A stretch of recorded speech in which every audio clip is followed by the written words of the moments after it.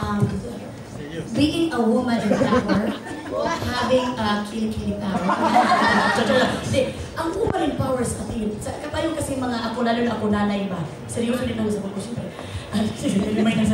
Kasi bakit tayo mga, lalo na ako nanay, power sa akin kung ikaw na nanay, magaling kang mag-pray sa mga anak mo. Sabihin niya naman na, ay, very ko, naman siya, kasi pwede.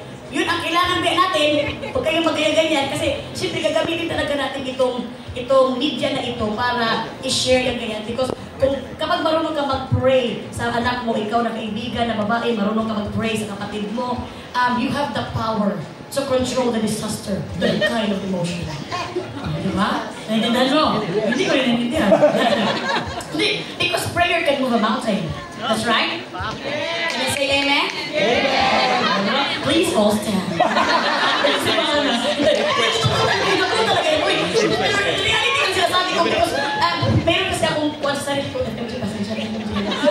Meron akong kuwan sa sarili ko ba na parang panata sa sarili ko na I will use this motherhood and this artisthood to this prayer, may power talaga sa prayer. So tayo bilang woman, we have the responsibility to pray to our family, to my husband, to my daughters, and to everyone.